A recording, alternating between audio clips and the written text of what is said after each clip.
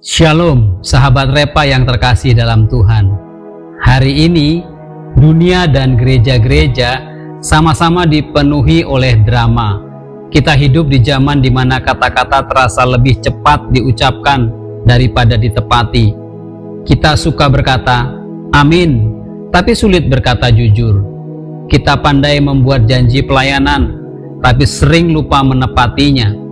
Dan kita mulai terbiasa menutupi ketidaktulusan dengan bahasa rohani.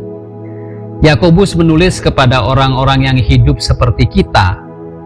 Hidup di tengah tekanan, ingin terlihat kuat, tapi mulai kehilangan kejujuran. Mereka berjanji demi Tuhan, tapi hatinya tidak tulus. Mereka bicara iman, tapi hidupnya tidak setia. Pesannya jelas. Jika ya, hendaklah ya. Jika tidak, hendaklah tidak. Surat Yakobus ditulis kepada orang-orang Kristen Yahudi yang tersebar di perantauan.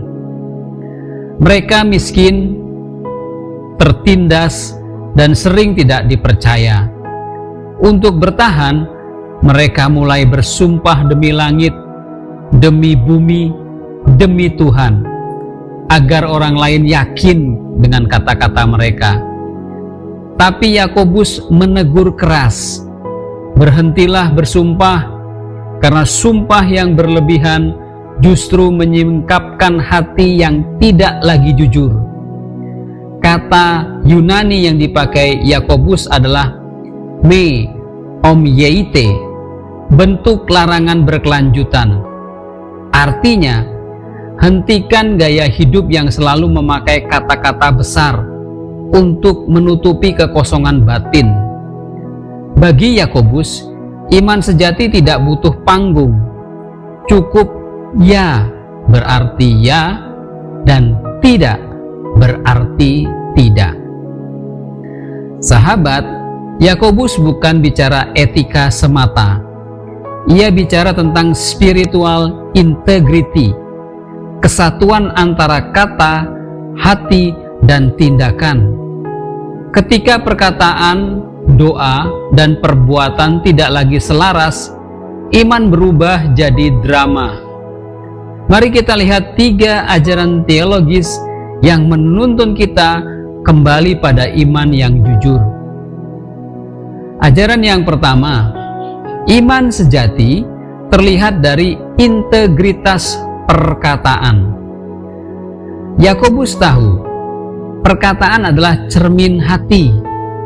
Dalam masyarakat Yunani Romawi yang syarat manipulasi, orang bersumpah agar dipercaya. Tapi bagi orang percaya, kejujuran adalah cukup. Ketika kita memakai nama Tuhan untuk meyakinkan orang, kita sedang menjual kesucian namanya.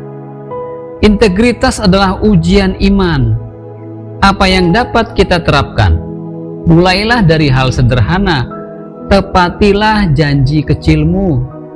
Kalau berkata, saya akan berdoa untukmu, sungguhlah melakukan itu. Sungguhlah berdoa untuk mereka. Kalau berkata, saya hadir, maka hadirlah sesuai dengan ucapanmu.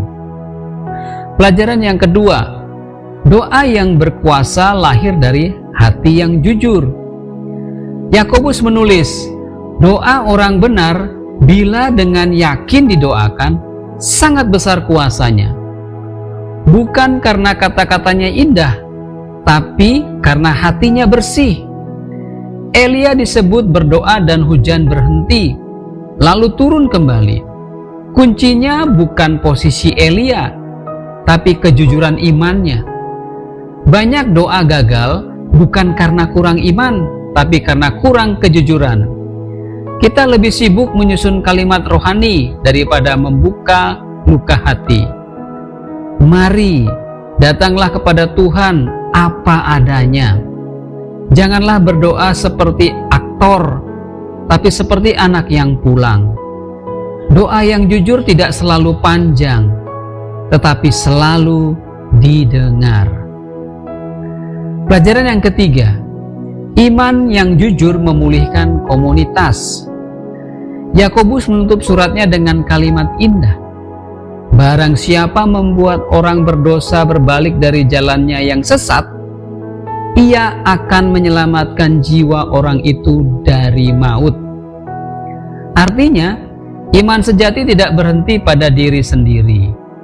Kejujuran pribadi harus melahirkan kejujuran komunitas.